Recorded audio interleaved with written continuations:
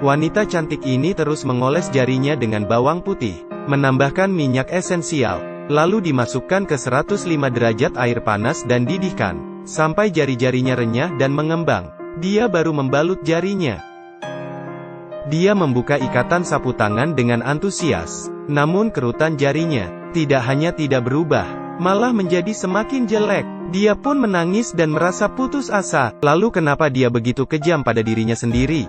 Ternyata beberapa hari yang lalu, Dora bernyanyi dengan santai di luar rumah. Kebetulan raja yang lewat, mendengarnya. Nyanyian indah itu langsung membuat raja sangat tertarik. Tepat ketika raja ingin mengundangnya, Dora sudah masuk ke dalam rumah. Ini membuat raja semakin penasaran. Ketika kembali ke istana, raja mengeluarkan kalung dan meminta prajurit menghadiahkan kepada Dora. Dora pun segera memakainya. Dia bercermin dan merasa sangat cantik. Ine kakaknya ingin dia sadar, membujuk dia untuk mengembalikan hadiahnya. Tapi Dora melihat ini kesempatan untuk mengubah nasibnya. Malam harinya, raja yang kesepian tiba-tiba datang, ingin mengajak Dora ke istana. Ine ingin mengatakan kebenarannya, namun Dora menghentikannya. Raja yang ditolak tiba-tiba marah. Dora tidak mau melepaskan kesempatan ini. Dia berkata kepada raja, I'm just a poor girl. I don't deserve the honor you bestow on me. Suara indah ini membuat raja semakin tertarik. Untuk mendapatkan kepercayaan raja, dia berharap raja memberikan dia waktu. Saat itu dia akan menunjukkan salah satu jarinya.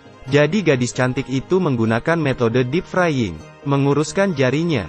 Tapi semua berakhir dengan kegagalan. Saat itu juga, raja yang kesepian datang seperti yang dijanjikan. Pria itu mencium jari putih yang lembut. Tapi dia tidak tahu, jari itu sebenarnya adalah wanita berusia 90 tahun. Raja dia buat penasaran dengan suara nyanyian itu. Dora tidak berani bertemu dengannya. Tapi agar jari menjadi lembut, dia memasukkan jarinya ke dalam air es agar rasa sakitnya mendidih. Tapi semuanya berakhir dengan kegagalan.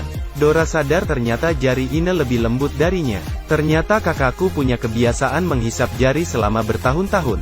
Jadi dia mengeluarkan jari Ine di luar pintu. Raja melihat jari putih yang begitu lembut. Dia yakin gadis ini pasti sangat cantik. Raja yang semakin penasaran, terus menggodanya dengan kata-kata lembut. Dora tidak ingin melepaskan kesempatan ini.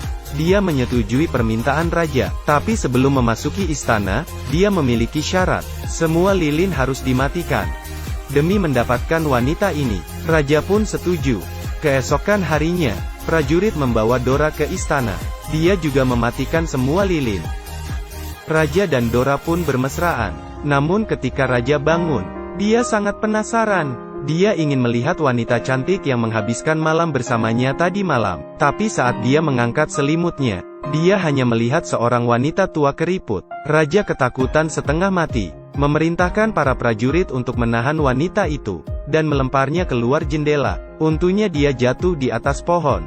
Dora akhirnya selamat. Kemudian seorang penyihir yang lewat menemukannya. Dia menyelamatkannya dari pohon. Dia memeluk Dora, terus-menerus melantunkan mantra. Kemudian hal yang menakjubkan terjadi.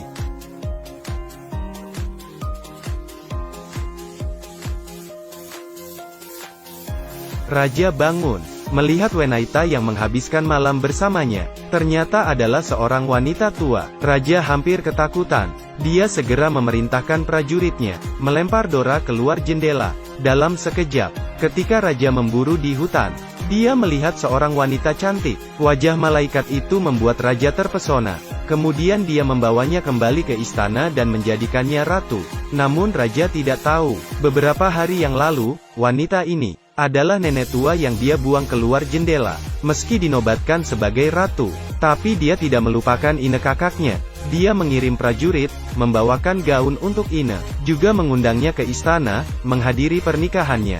Melihat Dora menjadi muda, kakaknya cemburu. Setelah acara pernikahan selesai, dia menolak meninggalkan istana, terus bertanya mengapa adiknya berubah menjadi cantik.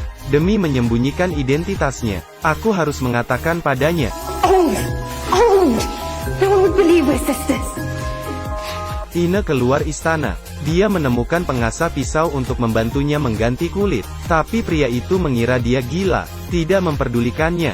Kemudian dia datang ke tukang daging, membawa kalung dan meminta pria ini mengulitinya. Setelah yakin perhiasan itu asli, Dia pun memenuhi permintaannya, membawanya ke suatu tempat, mengikatnya di bawah pohon. Ine tidak merasa panik, malah merasa penasaran.